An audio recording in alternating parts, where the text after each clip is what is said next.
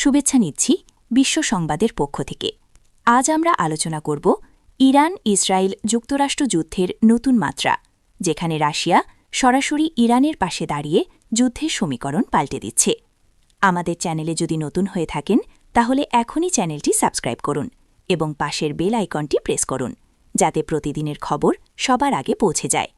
চলমান যুদ্ধে ইরানকে কোনোভাবেই দমাতে পারছে না ইসরায়েল ও যুক্তরাষ্ট্র, যদিও এই যুদ্ধে সবচেয়ে বেশি ক্ষতি হয়েছে তেহরানের। তবে যুদ্ধের 1 মাস পার হয়ে গেলেও ট্রাম্পের যুদ্ধবিরতির প্রস্তাব তারা নাকচ করে দিয়ে ইসরায়েলের ওপর শক্তিশালী ক্ষেপণাস্ত্র হামলা চালিয়ে যাচ্ছে। ইরানকে দমাতে না পেরে ট্রাম্প যখন তেহরানে স্থল অভিযানের সৈন্য পাঠাচ্ছে, ঠিক সেই মুহূর্তে আধুনিক অস্ত্র দিয়ে ইরানকে সাহায্য করতে এগিয়ে এসেছে রাশিয়া। সরাসরি ইরানের পাশে পুতিনের এমন অবস্থানের কারণে নতুন করে চাপে পড়েছেন ডোনাল্ড ট্রাম্প। যুক্তরাষ্ট্র ও ইসরায়েলকে উচিত শিক্ষা দিতে শুরু থেকেই ইরানের পাশে এসে দাঁড়িয়েছে চীন, রাশিয়া ও উত্তর কোরিয়া। আর তাদের পাশে পেয়ে আরও দ্বিগুণ উদ্যমে যখন শত্রুদের ওপর লাগাতার ক্ষেপণাস্ত্র হামলা চালিয়ে তাদের নাস্তানাবুদ করেই চলেছে তেহরান, ঠিক তখনই তাদের আরও একবার সুসংবাদ দিল বন্ধুদের রাশিয়া। ইরানকে এবার আমেরিকা ও ইসরায়েলের বিরুদ্ধে লড়তে সরাসরি প্রকাশ্য সহায়তার ঘোষণা দিয়েছে তারা। উল্টো দিকে ইউক্রেন যুদ্ধে বরাবরের মতো রাশিয়াকে শাহেদ ড্রোন পাঠিয়ে সাহায্য করে আসছিল ইরান। তবে এবার যুক্তরাষ্ট্র ও ইসরায়েলের বিরুদ্ধে লড়তে সেই শাহেদ ড্রোনেরই একটি উন্নত সংস্করণ ইরানে পাঠাচ্ছে ভ্লাদিমির পুতিনের দেশ রাশিয়া। এই ড্রোনে তারা জেট ইঞ্জিন, কৃত্রিম বুদ্ধিমত্তা বা এআই নেভিগেশন, উন্নত জ্যামার প্রতিরোধের ব্যবস্থা ও স্টারলিংক ইন্টারনেট ডিভাইস যুক্ত করে আরও শক্তিশালী করেছে মস্কো।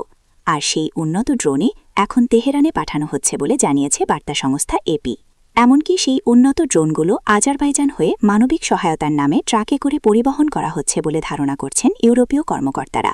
তবে সেই চালানটি কত বড় এবং সেটি একবারে সরবরাহ করা হচ্ছে নাকি ধারাবাহিকভাবে করা হচ্ছে তা এখনও তাদের কাছে স্পষ্ট নয় বলে জানিয়েছে তারা। শুধু ড্রোনই নয়, রাশিয়া ইরানকে মার্কিন যুদ্ধজাহাজ ও যুদ্ধবিমানের অবস্থান সম্পর্কিত স্যাটেলাইট ও গোয়েন্দা তথ্য সরবরাহ করছে। পাশ্চাত্যের সামরিক স্যাটেলাইটের শ্রেষ্ঠত্ব এখন সুস্পষ্ট।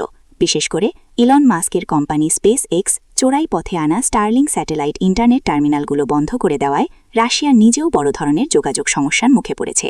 রাশিয়ার মহাকাশ কর্মসূচি ও সামরিক কর্মকাণ্ডে জানাশোনা আছে এমন একজনের মতে, ইরান যেসব মার্কিন সামরিক সরঞ্জামের তথ্য পাচ্ছে সেগুলো সম্ভবত রাশিয়ার একমাত্র সচল নজরদারি স্যাটেলাইট ব্যবস্থা লিয়ানা থেকে আসছে।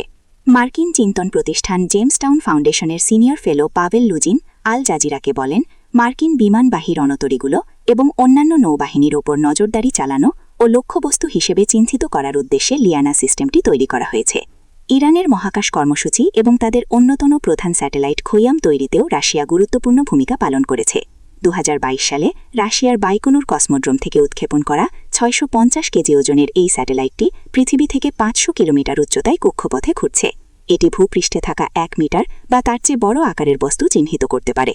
ইউক্রেনের সশস্ত্র বাহিনীর জেনারেল স্টাফের সাবেক উপপ্রধান লেফটেন্যান্ট জেনারেল ইহোর রোমানেঙ্কো আল জাজিরাকে বলেন, গত 28 ফেব্রুয়ারি ওয়াশিংটন ও তেল আভিভ ইরানে হামলা শুরু করার পর থেকে রাশিয়া তেহরানকে গোয়েন্দা তথ্য, ডেটা, পরামর্শ এবং অস্ত্রের যন্ত্রাংশ দিয়ে সহায়তা অব্যাহত রেখেছে। তবে এই বিষয়ে মুখ খোলেনি ক্রেমলিনের মুখপাত্র দিমিত্রি পেসকভ।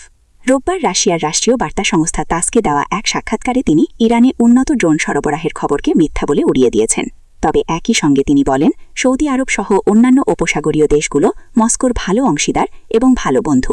এসব দেশের সঙ্গে দ্বিপাক্ষীয় সহযোগিতা আরও উন্নত করতে আগ্রহী রাশিয়া। বিশ্লেষকরা মনে করছেন, রাশিয়া ও ইরানের এই বন্ধুত্ব মতাদর্শ ভিত্তিক নয়, বরং দুই দেশের ওপরই নিষেধাজ্ঞা থাকায় এটি একটি কৌশলগত অংশীদারত্ব। রাশিয়ার প্রতিরক্ষার ক্ষেত্রেও ইরান গুরুত্বপূর্ণ ভূমিকা পালন করে। 2023 সাল থেকে তারা রাশিয়াকে ড্রোন দিচ্ছে। এখন সেই সম্পর্কের পাল্টা হিসাব মেটাতে এগিয়ে এলো মস্কো। আপনার মতামত জানান, রাশিয়ার এই সরাসরি সামরিক সহায়তাকে যুদ্ধের মোড় ঘুরিয়ে দেবে নাকি যুক্তরাষ্ট্র ও ইসরায়েল আরও কঠোর জবাব দেবে? কমেন্ট বক্সে লিখে জানান। ভালো লাগলে ভিডিওটি লাইক করুন এবং মধ্যপ্রাচ্যের সর্বশেষ পরিস্থিতির আপডেট পেতে চ্যানেলটি সাবস্ক্রাইব করতে ভুলবেন না। আজকের মতো এখানেই শেষ করছি। অন্য একটি প্রতিবেদনে আবারও দেখা হবে। বিশ্ব সংবাদের পক্ষ থেকে সবাইকে ধন্যবাদ।